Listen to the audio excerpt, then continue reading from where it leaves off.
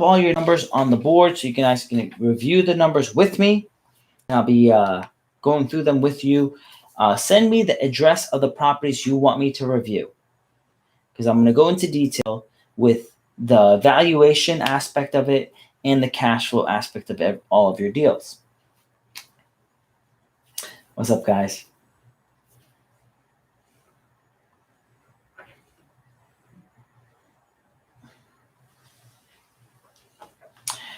That's nice. IG updated things. It put a nice blue tint onto the questions. So the question here today from DC is, what should you look for when trying to invest in your first property? What the most important thing is location.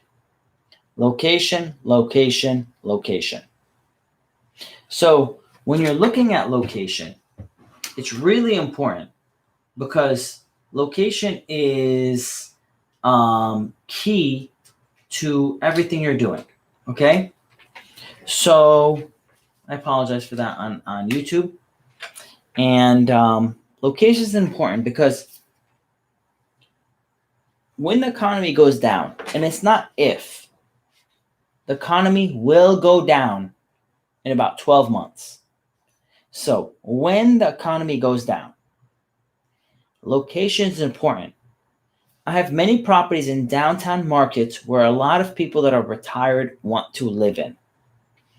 And in those markets, they're still going to do well, even when the market drops. The housing market is going to drop. The real estate market is going to drop. It's still going to do well. So location is key. That is first. From there, you want to make sure that there's cash flow. So there is certain markets that are very, very location driven. So let's just talk about like downtown LA, downtown New York, downtown San Francisco. They're very key markets. So they're going to be key locations. The issue with those markets is that the cash flow you receive in those markets are going to be very low. So an average investor is not going to make a return on investment. So they need to go to a secondary market for those cities, or maybe even a tertiary market for those cities. They're still going to bring in the cash flow to cover their expenses, and it's still going to be a location that's going to be driven. Okay? So location is important and cash flow is important. As long as that market is going to consistently have people come in that have money to pay their bills, you're going to be good. The markets that are going to have an issue is the market that's already currently decreasing by population growth and income. Those markets are going to drop significantly. Those are the markets that I'm saying that are going to drop 70%. Regarding specifically rental property. Now, I believe many markets, even the good markets, are going to have commercial real estate, specifically retail and some industrial, that are going to drop significantly. I'm eyeing retail space in the current markets that I like investing in, and I believe they're going to fall 70%, because they've currently already fell 40% of market. So I'm looking at a piece of property today that would be worth $5 to $6 million, and it's currently for sale for $3 million. And I'm very confident I'm going to buy that property for $1 million. So there's a lot of opportunity for you guys out there. I'm getting a ton of messages of people saying they want to invest with me. Be patient, guys. I promise we're going to find amazing deals. And when we buy a deal, we're going to make 10 to 20 times our money. So if we put in 10,000, we'll make 100 to 200,000 on the deal, and by the time we're done with it. So be patient. Great things are coming. So I am as hungry as you guys. I have a bunch of money in my pocket. I want to spend it, and I'm being patient because I know a lot of great opportunities are to come in rental properties, in retail property, in warehouses, in storage units. There are going to be a lot of opportunities. So be patient. Great things are coming. George D says, Happy Father's Day. Thanks, George. I appreciate it. I have 3 kids. I love them. We had a great time today. So I feel very blessed. Like, my gift is my children, right? My gift, I love my children. They're great. It's not, as you all know, who are fathers, it's not easy being a dad, but it's a blessing to have them. And they make me so happy. So thank you very much, George. God bless you as well. And if you don't have any children, may you one day feel the joy of being a father. So I got Sullivan says, keep doing what you're doing. Proud of it. Thank you, Sullivan. I was actually talking to my new assistant. I have 3 assistants now. So one of my assistants, they just started this week. And she asked me, she's like, Pascal, when is enough money enough? And I said, and I kind of laughed. So cool story. Cool story. I'm going to step back. She actually was an assistant to the Cardones. She assisted the Cardones, right? So I didn't know. When I hired her, I did not know she worked for the Cardones. And then I mentioned, I was like, yeah, this guy, Grant Cardone, he's on IG, he's on whatever. She's like, Cardones, I worked for the Cardones. And I was like, whoa, tell me. She's like, yeah, I worked for Grant Cardone's brother. His twin brother owns a company in the Tampa Bay market. And I was like, wait, I know that guy because Grant comes to visit him. And he also goes to the Church of Scientology. So if you guys didn't know, Grant Cardone is a Scientologist. And he goes to Clearwater often. He drives his private jet there. And he goes to downtown Clearwater and visits them. So anyway, so one of their assistants works for me now. She's my primary assistant. And we were talking. And she asked me, she's like, Pascal, when's enough money enough? And I kind of laughed at her. And I told her a story. This question has come to me many times, which was, when is enough money enough? And I told her, the people that ask that question are the people that want money. They are not the people that are in love with the game. No one asked Kobe Bryant, Kobe, when is enough practicing enough?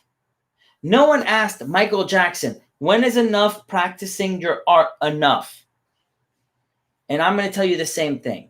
My game is business. My game is real estate.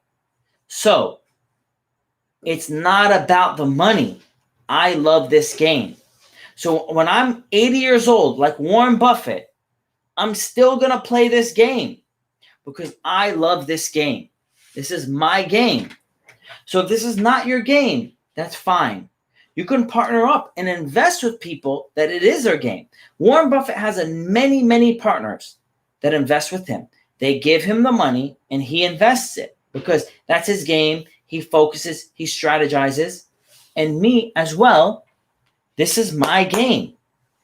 I focus, I strategize, and I constantly find ways how to pursue and get better at this game. All right, got a question from George.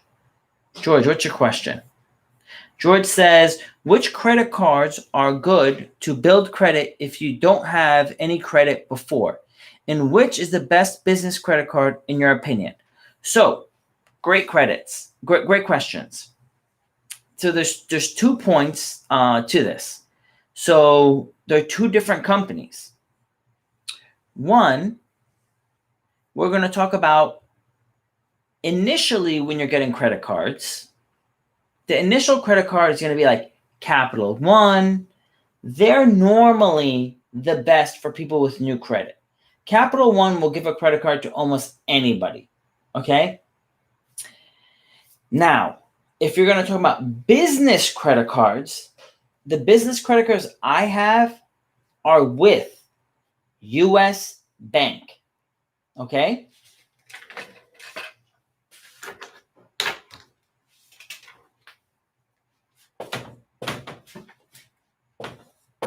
New credit, Capital One, business, U.S. bank. Capital One will give a business or personal credit card to almost anybody. Okay, when I got my first credit card, Capital One gave me a credit card for $300, and I have no history.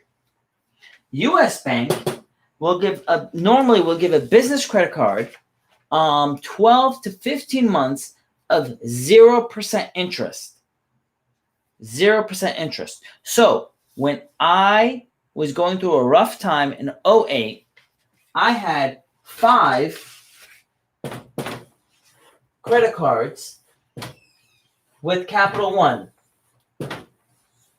Okay? And I was getting about $20,000 from each one. And I would max up each credit card, get 0% interest, and remodel my properties. And after 12 months, I would have to start paying interest. Well, they would give me another credit card for another one of my businesses. I do a balance transfer, move the $20K over, still not paying any interest, and pay this credit card off. So I cycled about $80,000 with Capital One, paying no interest on that money, and cycling my business to get through. What's up, Celia? George says, what do you think Amex Gold or Platinum are also good? So Amex Gold and Platinum are good once you have established credit and you're going to constantly pay it off and you're only looking for points. When I started, I didn't have money. When I started, I didn't have anyone backing me. So I needed these 0% interest credit cards to help fund me to move forward. So for me, points weren't as important as getting free or cheap money to keep moving forward to remodel my properties. What's up, Jazz? Jazz says, what is a good time to purchase a multifamily given the current market? Jazz, from my experience, and I've been in the game for 20 years, I think in April of 2020, after the forbearances are over, we're going to have a lot of properties on the market. And when you have a lot of supply and less demand, prices go down. So you're going to be able to get a good opportunity. Now, if I said this is going to happen in 5 years, I would say, don't worry about what happens in 5 years. Today, buy something. But I'm not talking about 5 years. I'm talking about in 1 year. So because it's in 1 year, I'm going to say, hold your money. Save your money. Because in 12 months, you're going to have a great buying opportunity.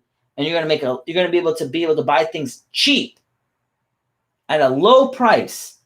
And you're going to be able to make a lot of money going forward.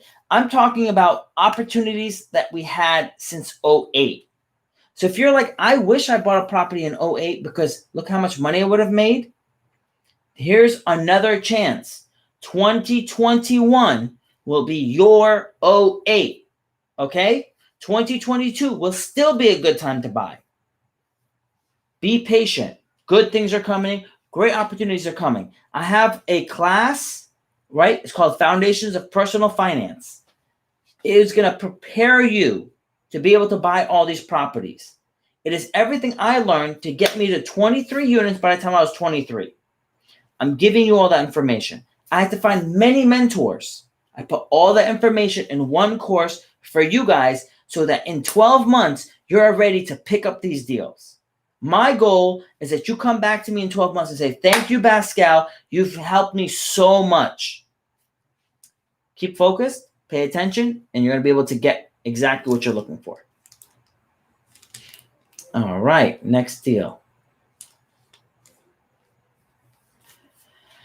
So what's a secondary market? So if you're talking about a primary market would be like downtown Tampa, New York City, LA, San Francisco.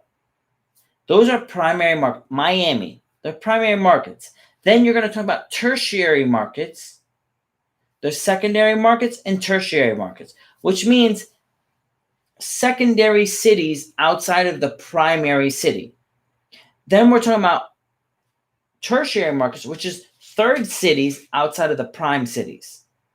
Basically, if you simplify, is this. You look at the primary center, then you go out.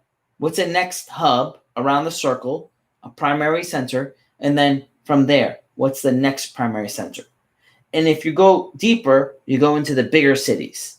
Now, for example, outside of Tampa, the next one would be like Clearwater. Clearwater would be a secondary city. But outside of Clearwater, you can go to Safety Harbor, Dunedin, Tarpon Springs, Gulfport. They're all tertiary cities. But these tertiary cities, even though they're not downtown Tampa, they're still super strong. And they're great places to invest.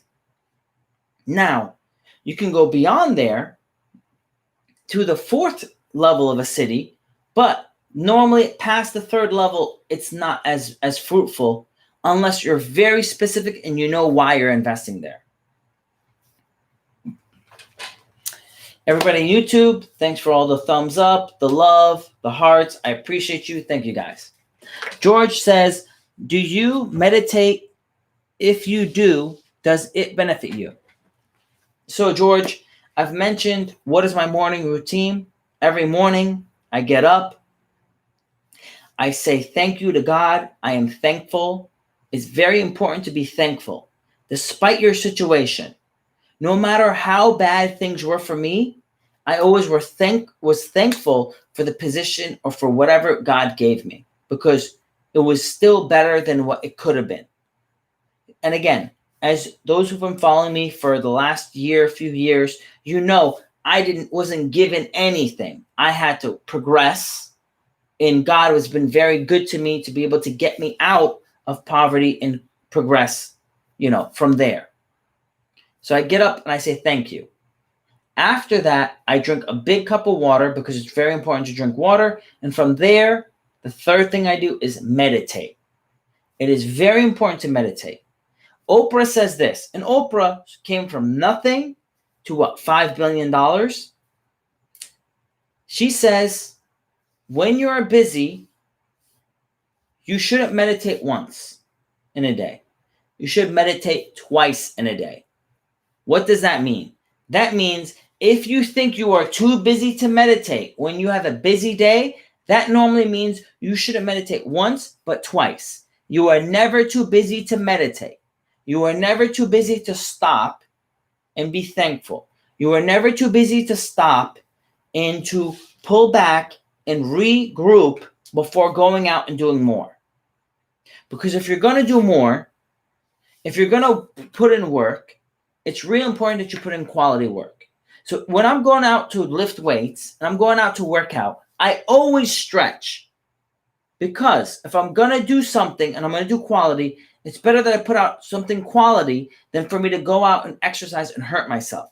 It's the same thing when you're going out and to do any type of work. You need to meditate to prime yourself to put out good work. Because if you're putting out good work, you're going to do good. But if you're not ready to put out work and you're too stressed out, you're going to put out bad work and you're going to end up not liking the result of your work that you put in.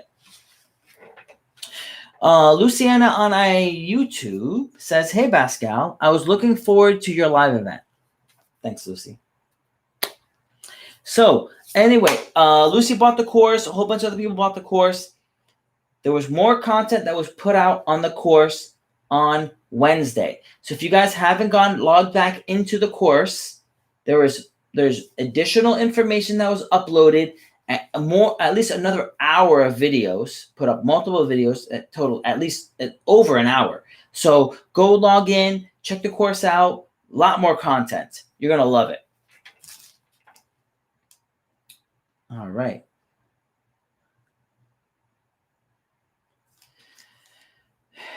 What's up, Mary? What's up, Josh? What's up, Spring? Notorious? What's up, buddy? Hi. How you doing? Hi. I'm good. How are you? I'm doing good. You're live. What questions do you have for us? I am from India. Awesome. And, I have been following you and few other people like Grant Cardone and Manny Koshbin. And right now, I love Manny. I was watching a video of Manny Koshbin. I'll show you. Wait. Everything Manny says, I agree. Everything Manny has said has been 100% accurate.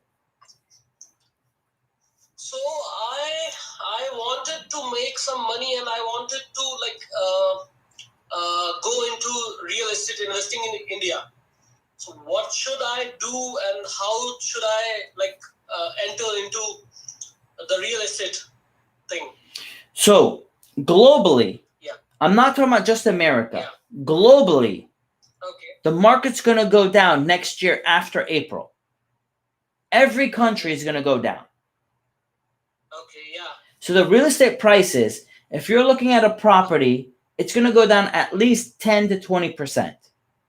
So be patient and save your money. At that point, when you look at buying a property, make sure that property brings in cash.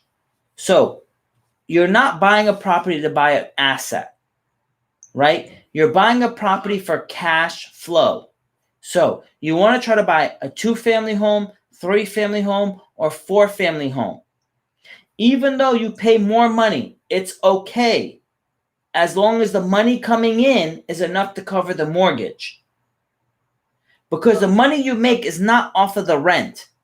The money you're going to make is off of the appreciation. So if you're buying a 4-family home that's worth, say, 1 million rupees, and you get that property for 750,000 rupees, within 3 to 5 years, it's going to be worth 1.2, 1.5 rupees million. Because when they print out all that money, it's going to cause inflation. It's going to cause all the assets to go up. And why that's going to happen is, in America, we printed a lot of money. Europe, Switzerland, England, Japan, China, India, everyone's going to start printing money. It's going to devaluate the currency, which when they devaluate the currency, what happens is gold goes up, real estate goes up, all hard assets go up in value. So what you do is get a loan that's fixed, that will not go up, and it's going to stay low. But what's going to go up is the asset. It's going to grow dramatically, and you're going to climb. What you're going to do is, this big wave is coming. What you're going to do is buy that piece of real estate when it's low, and you're going to sit there and you ride that wave up.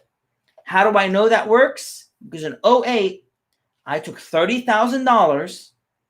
I bought one property, got a loan, took a second loan, took the money out, bought another one, then another one, then another one. I took $30,000 and invested into 23 units, which was $3 million in real estate. I took $30,000 and flipped it into $30 million worth of real estate, 23 units. And I rode that wave up. Today, those 23 units are worth $8 million. Now, some people are like, wow, you did a great job, Pascal. You're very smart. I'm going to tell you, the one smart thing I did was I knew the government was going to print more money. It didn't matter if it was a Democrat, didn't matter if it was a Republican. They're going to print more money. So as long as I bought real estate, an asset, I'm going to climb with their printing. So you were saying you got a $30,000 loan and you bought one unit first.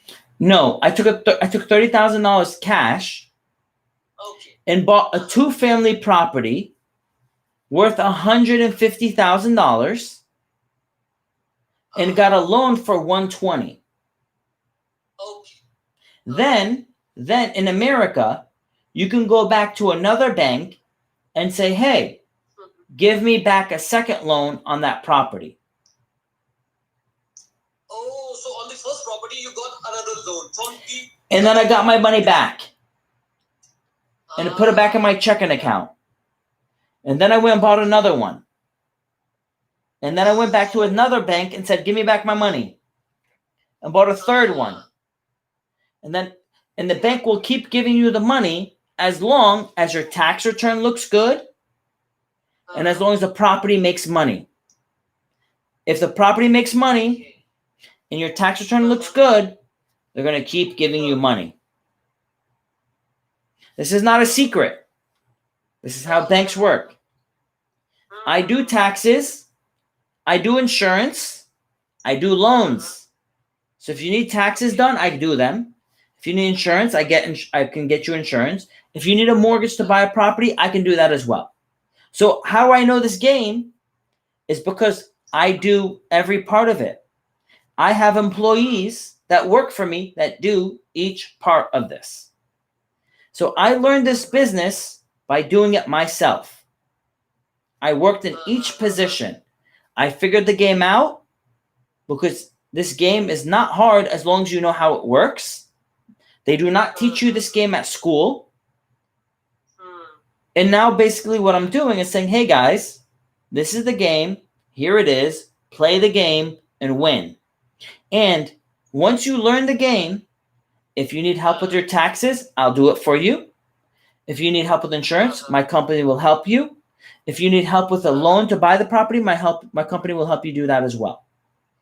So we can do everything. So the more my followers win, the more my company wins. So I benefit with people learning how to win this game. I got one guy right now following me. He has 65 properties. I'm helping him grow to 180 properties. I told him I'm going to be able to help him with his taxes, and he's going to easily grow to 180 properties in the next year, 2 years. 2 years. Okay. One doubt. There's one doubt. Go ahead. Suppose you just told your story about how did you started doing all this? Yeah. So I have one question. What if you want to sell your first unit? I did. Your first property. I did. Which you mortgage to the second bank and ask for the money. So how would you sell your first property if you want to sell it, which you have already mortgaged to a second bank, a different bank? So if you go on my YouTube channel is my name, Pascal Corcus. That's my YouTube. Okay? My YouTube is the same name as IG, Pascal Corcus. Okay. And if you go on my YouTube, you're going to see a video on there. It says, basically, the video is me selling my first property. It's the property I bought at 19 years old. Okay. I bought the property for $143,000. I just opened your YouTube channel. Yeah. So if you go to the first property I sold, it was that video was probably 4 months ago. Not that far back. Not that far back. Not that far back. Go up more. Okay.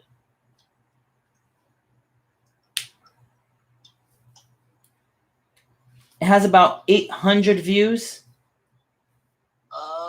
Wait. Go to because I only see 3 videos there. It should be 4 videos in the screen.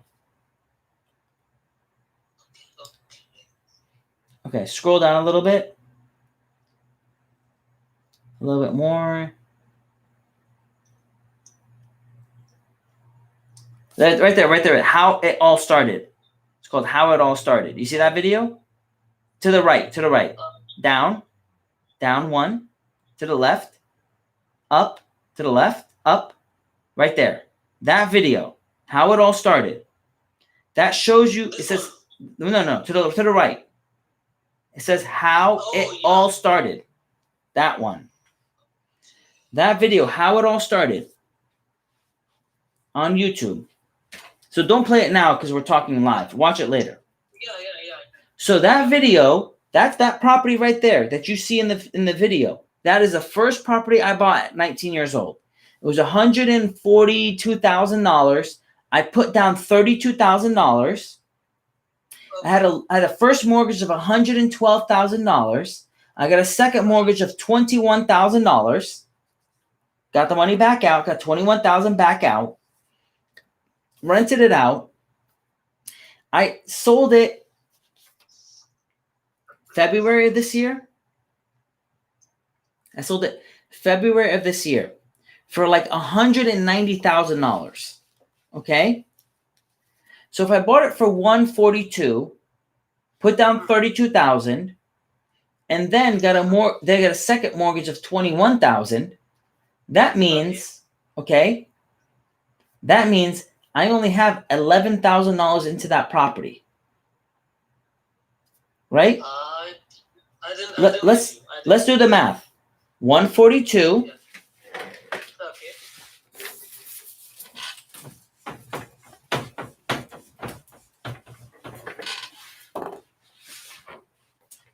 I bought it for $142. I put down $32,000. Right? Actually $30,000 because I had a loan of 112. But then I got a line of credit of $21,000. So I only had about $9,000 into this deal. Plus I had about $4,000 in closing costs. So I had about $13,000 into this property. Because again, I put down about $32,000. They gave me $21,000 as a second mortgage. Then I had $4,000 in closing costs, so about $13,000 into this deal. Okay? First mortgage and the other one of $21,000, that's what's called a second mortgage or a home equity line of credit. So you got 21,000 as your mortgage amount? As a second mortgage. Okay. Because the first mortgage was $112,000. I had a first mortgage of $112,000. Okay? Yeah. So, after about 15 years, I sold it. Mm-hmm. Okay. And I sold it for $190,000. So, I only had about $13,000 in it, but I walked away after selling it in 13 years. I walked away with about $80,000 profit. Okay. That's after paying off this loan, and all the expenses. I walked away with $80,000, and that's ignoring all the money I made from the rent. So the money in the real estate game is not the income you make off of the rent. The money in the real estate game is made off of the appreciation. The guarantee that you know that no matter what government you're in, no matter where you are in the world, that your government is going to print more money. In India, in Japan, in China, in Switzerland, in Sweden, in Germany, they're printing more money, which devaluates the currency, which causes inflation. So all assets go up. So this is one thing I want to leave you with. Yeah. Go ahead. I was asking, did this happen back in 2008, 2009 when there was a recession and the real estate was down? Did what happen? The devaluation of money, the devaluation of currency. So the simple answer is yes. If you Google it, quantitative easing. Google quantitative easing is what it's called. The federal government went from about 800 to 900 billion in loans. Okay. To about 3 trillion. 3 trillion. It tripled the amount of currency it had in the market. Tripled. So, if a currency, and all currencies in the planet are basically fiat currencies, which means it's backed by nothing. It's backed by the faith we have in a country. If it's backed by, if the money is backed by faith, okay, Yeah. and the money triples, Okay. we have to understand that it always equals 1. Faith over money equals 1. So, but what faith also equals is a country's assets. So if you add up everything that's inside of a country, America, India, Germany, Japan, China is nothing without its people. It's people. So if its people are what's its assets, it's what its faith. What makes America great? America is great because of the people in the country. People all over the world. I come from Syria. I wasn't born here. I was born in Syria. My parents came from Syria to America because they wanted opportunity. So they came here and they worked their ass off to get money. I have friends from the Ukraine. They came from the Ukraine. They came to America, worked their ass off to make money. And everyone from around the world comes to America and says, I want to work hard to make money. Why is the American dollar strong? It's because we have a lot of people from all over the world that says, I'm going to work my ass off to make America great. And so America then helps me become better because of the hard work I put in, right?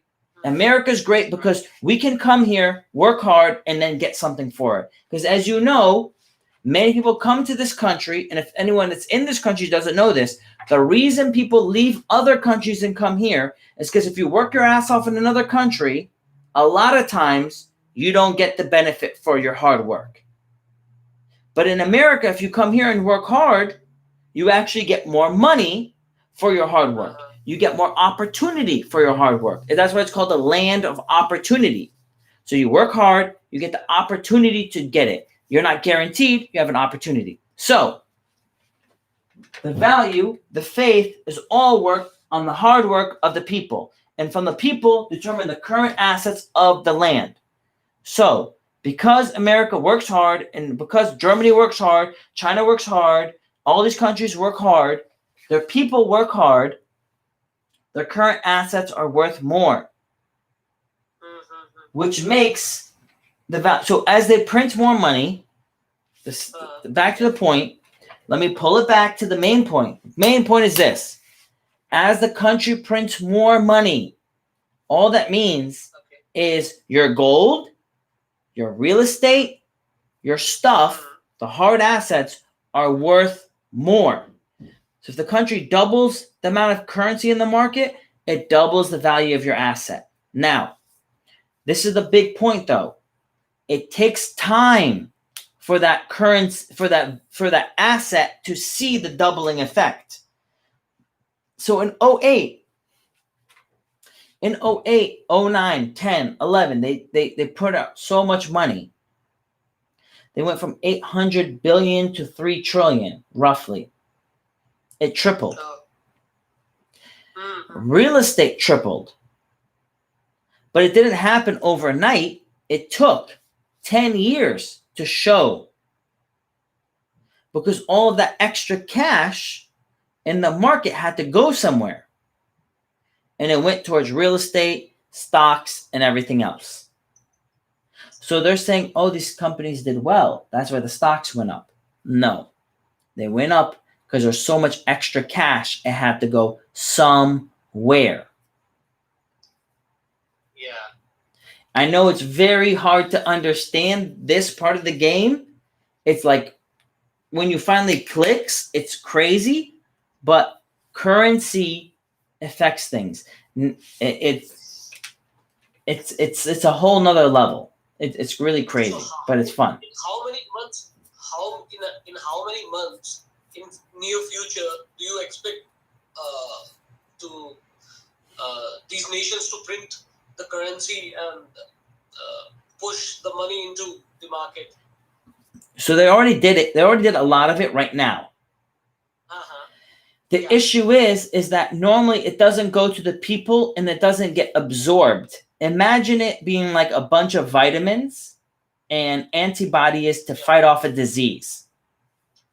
The cells cannot absorb the nutrients and to fight things off properly fast enough.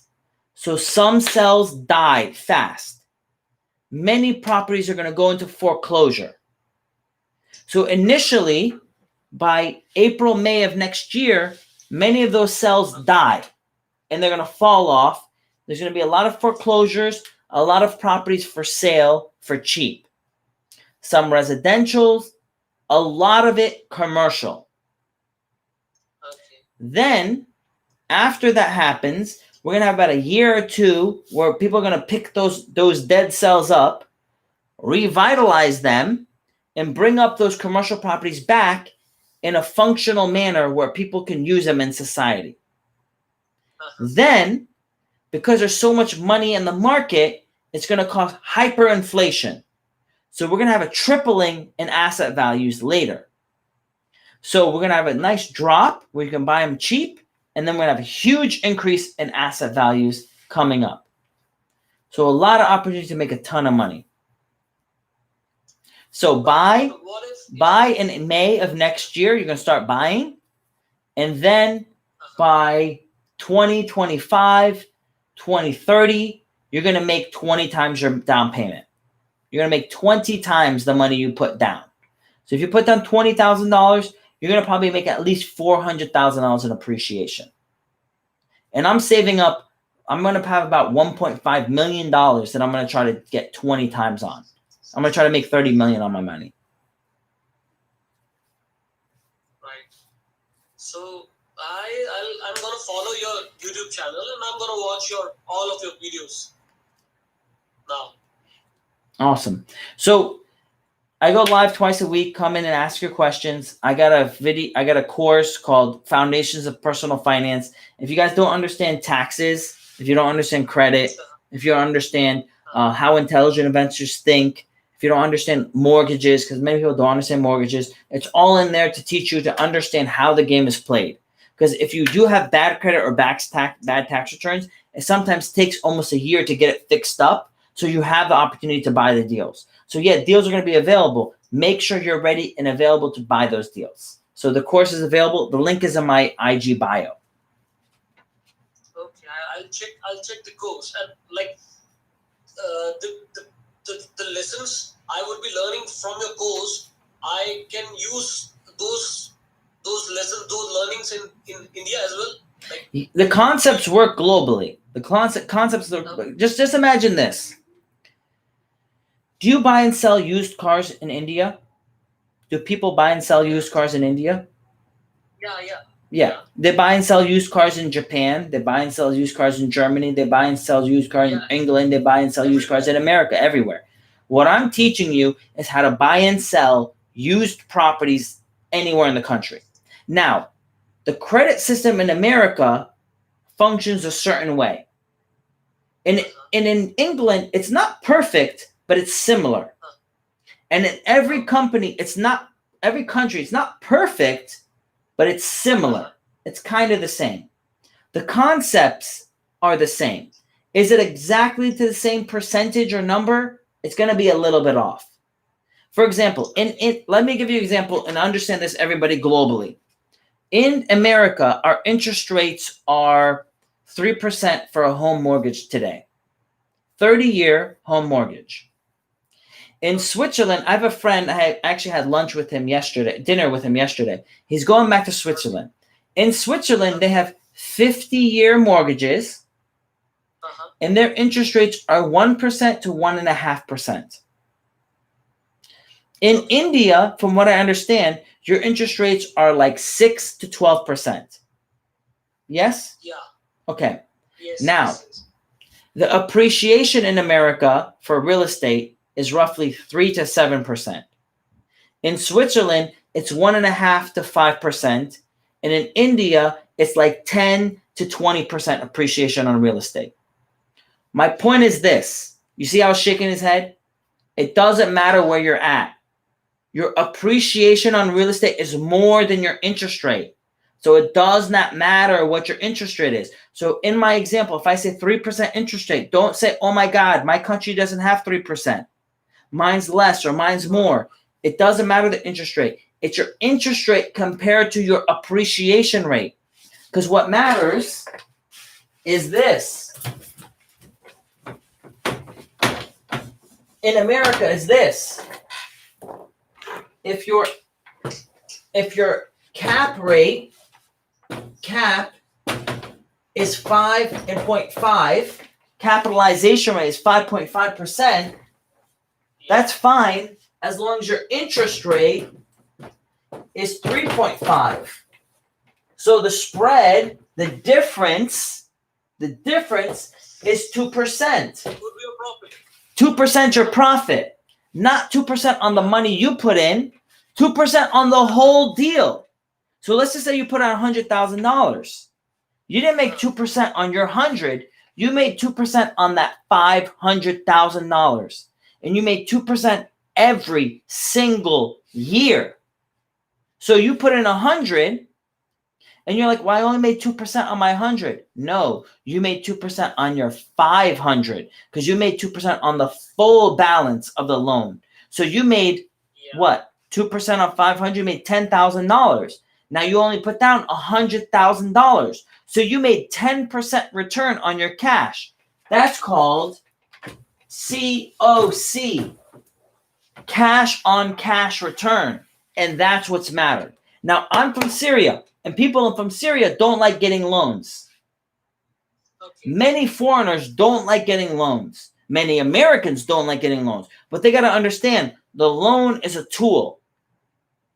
That tool is going to help you grow faster, right? If I went to someone and did construction and said, here's a jackhammer or here's a hammer, okay, are they going to say, no, I don't want to use that jackhammer? I want to use that hammer? No, they're going to take the jackhammer to go faster. So the same thing as the loan. The loan is a tool to make you grow faster. So that 2% difference with the loan, doesn't matter what your interest rate is, as long as your interest rate's lower than your inflation rate, you're going to make the 2% on the whole loan, which is going to make you at least 10% return on your investment.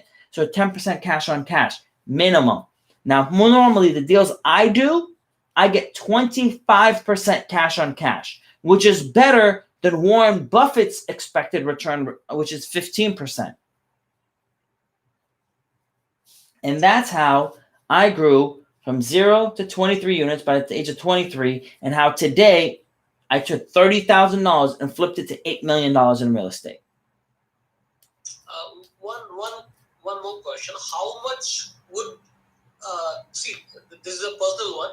How much your net worth would be, like how much you have made out of real estate investing till now? My current market value is $8.3 million. So this is your profit, your total earning, you mean? My loans right now are about 2.5. So if I sold everything, I'd probably get about $6 million. Nice. I mean, for 30, I only started with $32,000. $32,000 plus hard work. $32,000 plus hard work. And you just 23, right? I'm 34. 34. Yeah. Okay.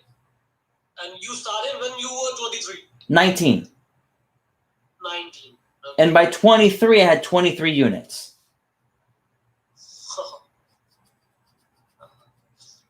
Okay. So in your course, which you just mentioned, you would be teaching the concepts, or your team would be? No, I'm in the videos. I'm in the videos explaining credit, explaining tax returns, explaining these different concepts. I'm in the video. Yeah. So you would be doing the live sessions with the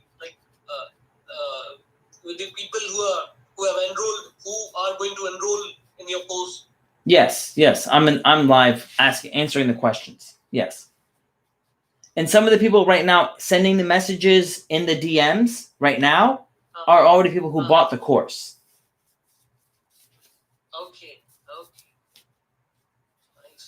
So, like, how can I connect with you other than Instagram, or how can, like, by chance I got a chance to have a live session with you.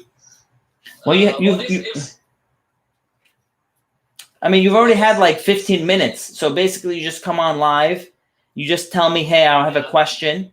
And then I accept you okay, and I go live and I answer your question. So so many people, like last week, they sent me a DM. They said, hey, this is the address. They okay, gave me the address. I pull up the address. I run the numbers. I put it up on the board. Like this is 3 days ago I did this. And then they tell me okay, how much the loan is. I run all the numbers on the board. And if uh-huh, even if they can't join the live, it's saved. uh-huh, And then they go on to YouTube and see the answers.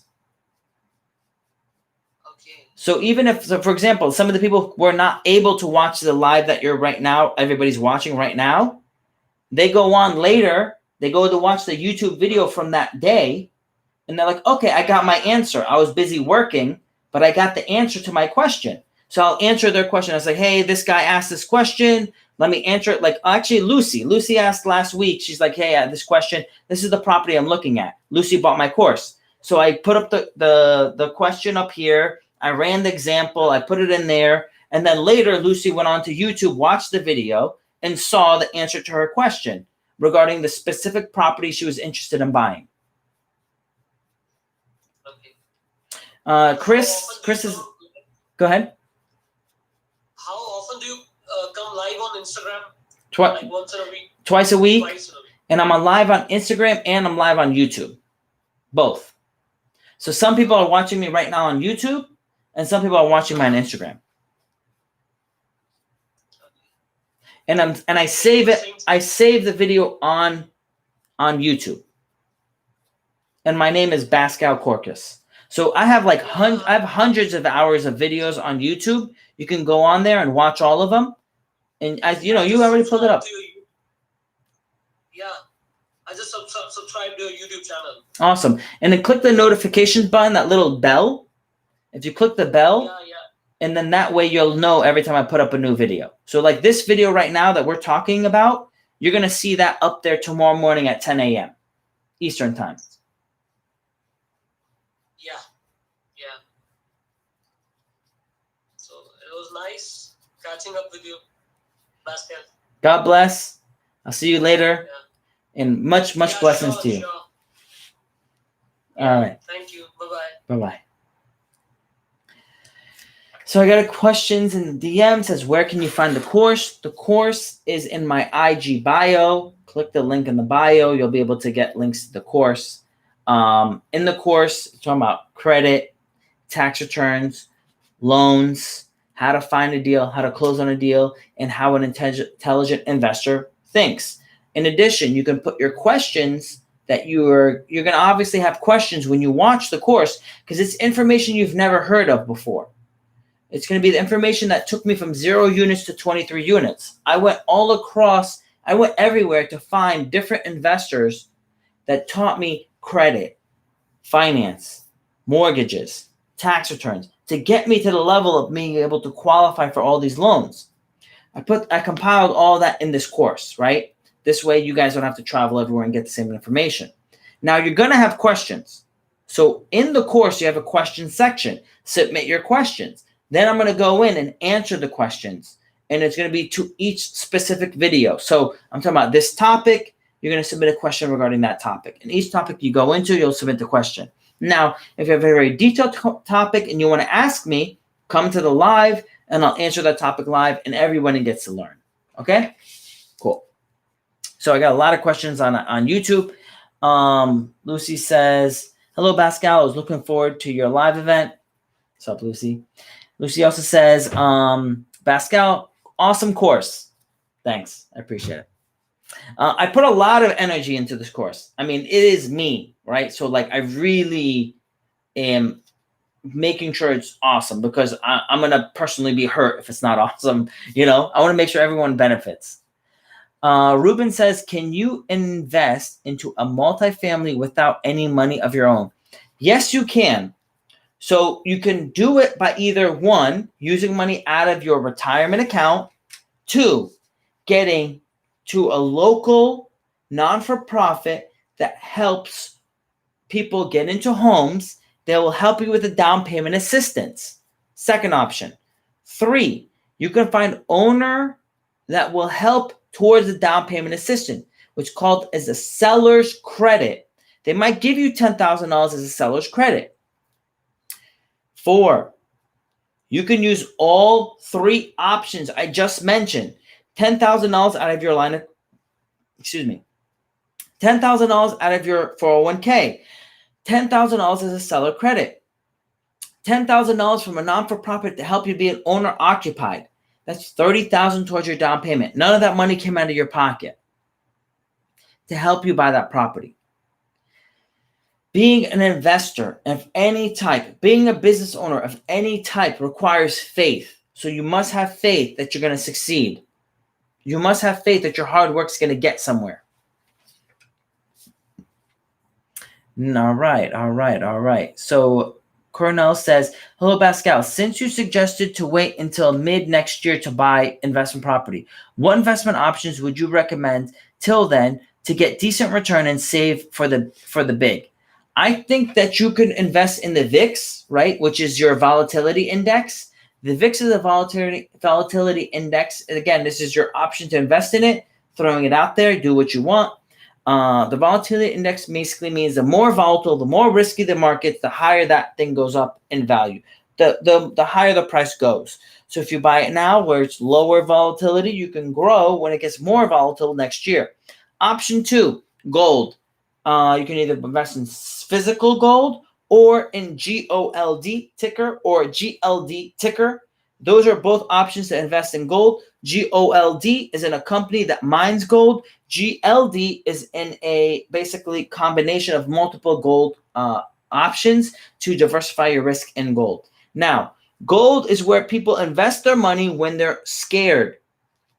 Big investors, when they have a lot of money, when they're afraid to put their money into the euro, afraid to put the money in China, Japan, America, the currency they choose to put it in is gold. And what you might not know is gold and silver is a currency. This is the original old school currency, gold and silver. In 1980, gold and silver was taken off as a currency through in an American system.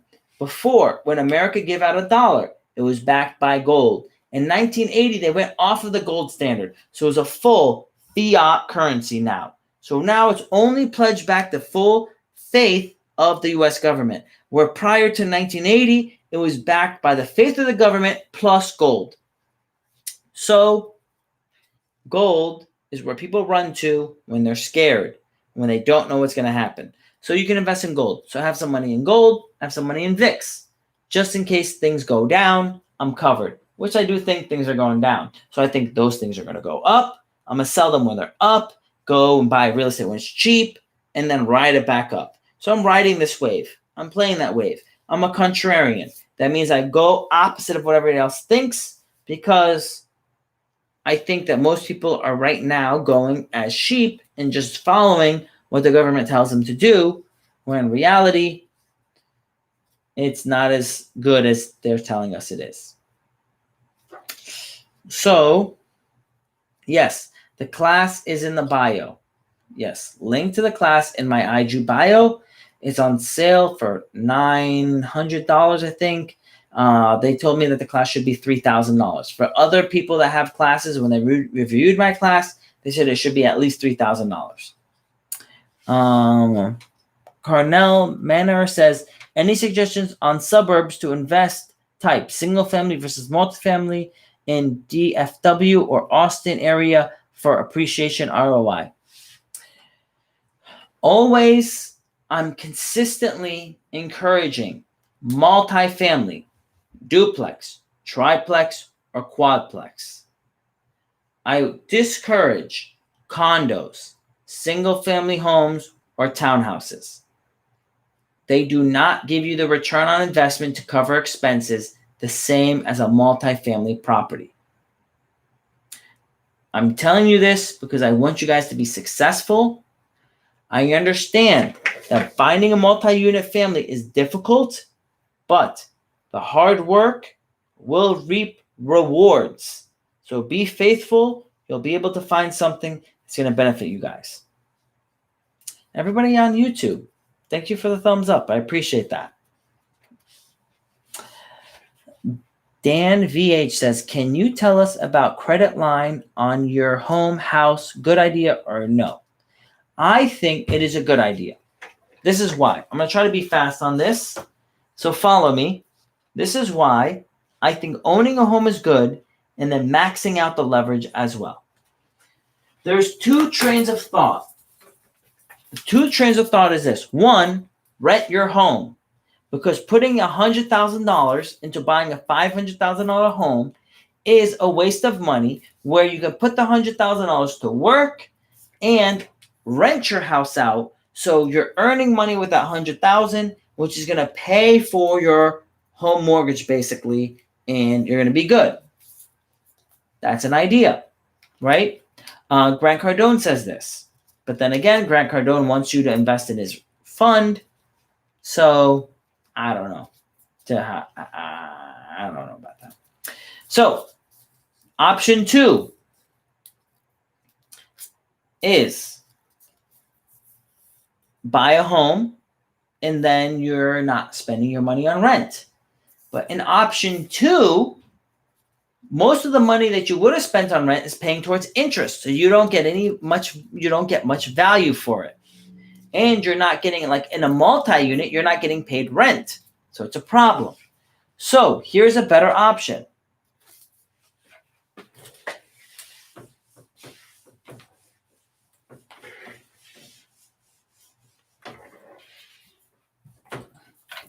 And this works in any market. It doesn't matter if you're living in a market where your home is $100,000 or $500,000. It doesn't matter.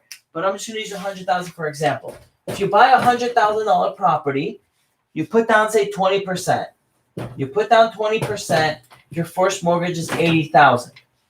Then after a few months, you can get a second mortgage. This is your first mortgage. You can get a second mortgage for $20K. So now your total loan is $100K. $100K for a property that you live in, that you own.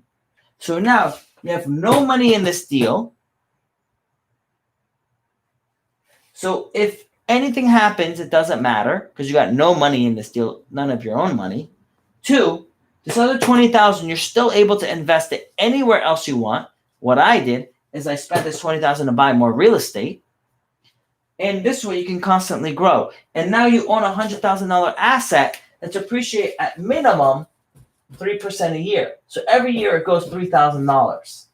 So this asset's growing up, plus this money is invested somewhere else, also growing. You're also getting tax deductions. I mean, you're winning every way possible. Any questions? Let me know. Hugo says, how long did you wait to get the second mortgage? As fast as possible, I got it. 3 months, maybe 6 months. Fast as possible. I didn't wait. I mean, I was hungry. I mean, I went from 19 units, or from 19 to 23. I went from 0 to 23 units. So as fast as possible, Hugo. And most of the time, what moved me quicker is when I found good deals. The more good deals I found, the faster I moved.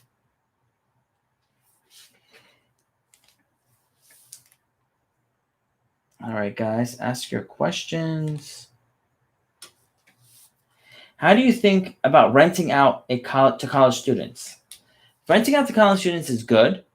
You can make good money renting out to college students. Just make sure that you understand that they are a little rougher on your property than, say, a retired couple will. So you need to make sure that you're preparing your property to handle that roughness, right?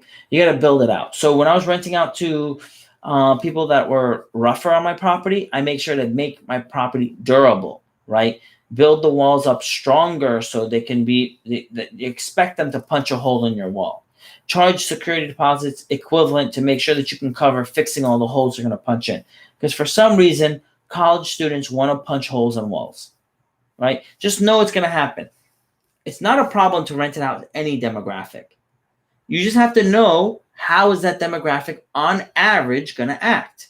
And there is like history and facts you can look up to see, well, what's going to happen, what to expect. How many homes can one finance under their personal credit? You can finance many homes under your personal credit, normally up to 10 loans. So if you get a 4-family loan and one loan, that means you can finance 40 units under one individual's credit currently. Why and how many years must I wait before selling the house? There's no wait period. You can buy a house, fix it, and within 3 weeks, sell it and make a profit on it. There is no wait period.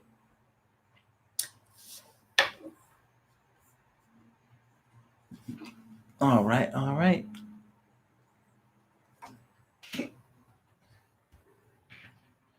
What is a shadow banking system, Pascal? So the shadow banking system, simply put, is that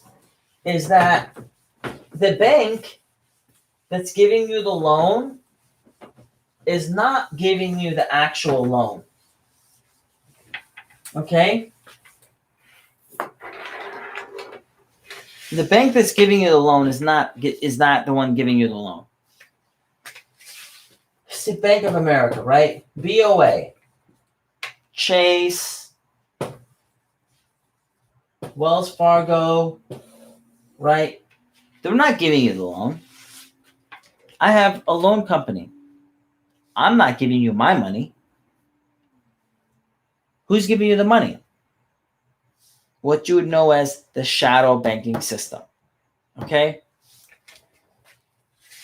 So the government, right, says we're going to give out this money.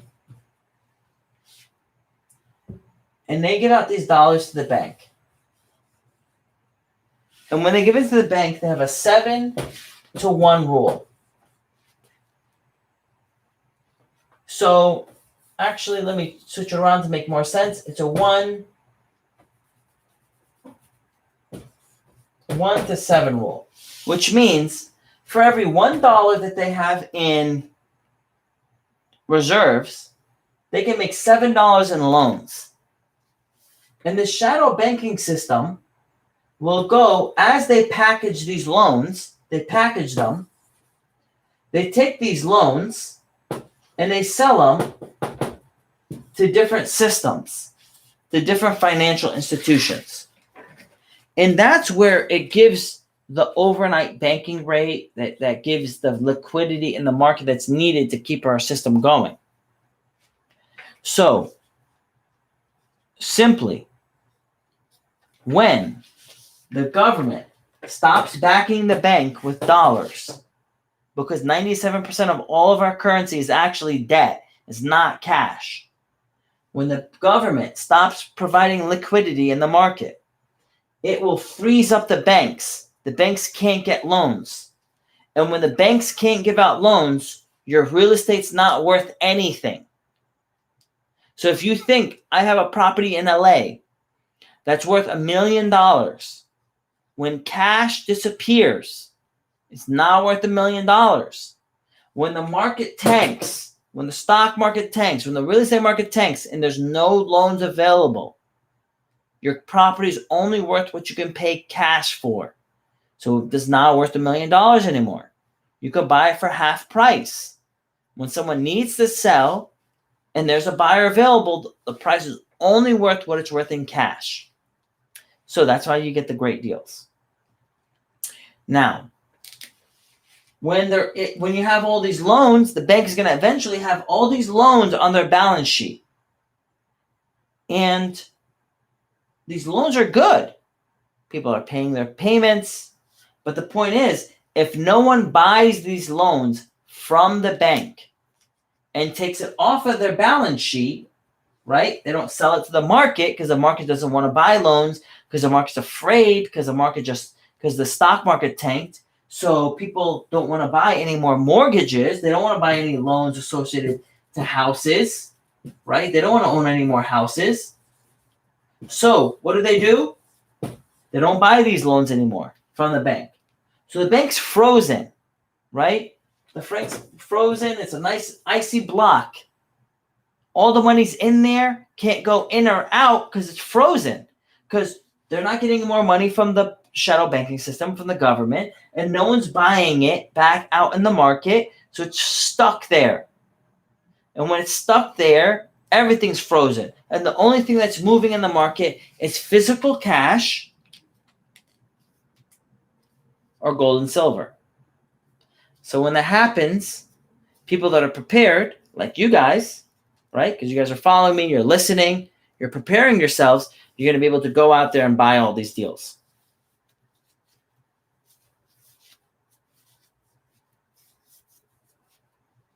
Can you give me a couple of lenders that will finance commercial property on a 30-year fixed term? I don't know any that finance on a 30-year fixed term. Normally, they're only 25 years or 20 years. And if you want to find the best ones that will finance you, you must find local small banks that will do that. Because the local small banks don't go to the government to get backing. They actually use their own cash within their own bank to do it. So that's why you need to build a relationship so they'll give you the financing. They'll fund you. They'll back you. Any more questions on YouTube? All right. Something looks like it's froze up on YouTube.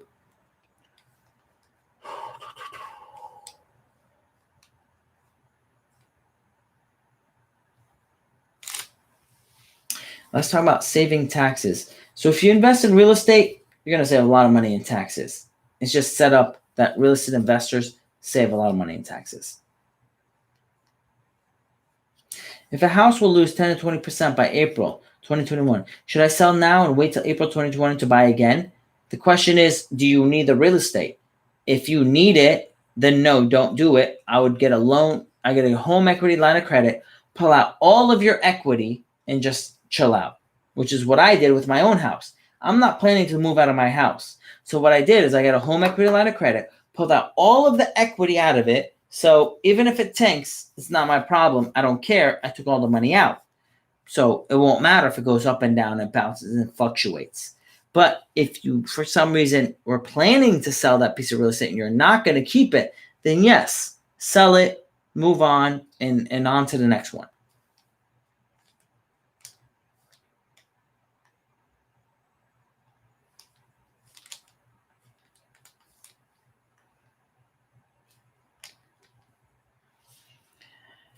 All right, next question is how you take second loan on a same property. So in America, you can take a second loan on one property. Now in America, they don't give, like for example, in say Switzerland and Sweden, they don't give second mortgages, which means two loans on one property. What they do is they do allow you to have an unsecured line of credit personally guaranteed for that money for say $80,000 or $100,000, which is at like say a 5% interest rate or 6% interest rate. Well, in America, they don't give you unsecured lines of credit for that much money, for $80,000 or $100,000. They don't do that. But what they will do is give you a home equity line of credit for $80,000 or $100,000 as a second loan on your property. So in both systems, it basically functions the same, and the interest rates are basically the same as well. But they just seem, one uses a second mortgage, one doesn't, but both of them are give you the money you need when needed. All of it comes down to is, can you afford the monthly payment of the loan?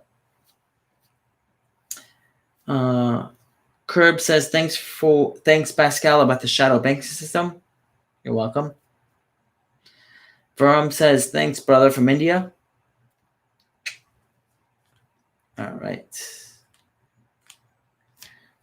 right, guys, we've been on for an hour and 15 minutes. It's getting late. My course is on Instagram. The link is in the bio, right? It's Foundations of Personal Finance. It will teach you everything I learned about the financial system to go from 0 units to 23 units by the age of 23. So from 19 to 23, I was able to purchase 23 units. If you want to learn that, check the link in the bio. Watch all my videos. They'll also teach you You're going to learn a lot from all my videos on YouTube. Go on, check them out. Get prepared. Save your money. Lots of good stuff coming. Those who are prepared are going to be fine while the market tanks. Those who are not are going to freak out when the market tanks. The thing is, they're going to think the world's over. Don't freak out. It's going to be okay. Get prepared. Lots of opportunities coming. God bless you guys. I wish you guys a lot of success. And again, please leave your comments, throw up your likes, send the information to your friends. I appreciate that. That's basically the thank you guys give me for all the information I give you guys on YouTube and on Instagram. Again, like, comment, subscribe, and share. God bless, guys. I'll see you guys later.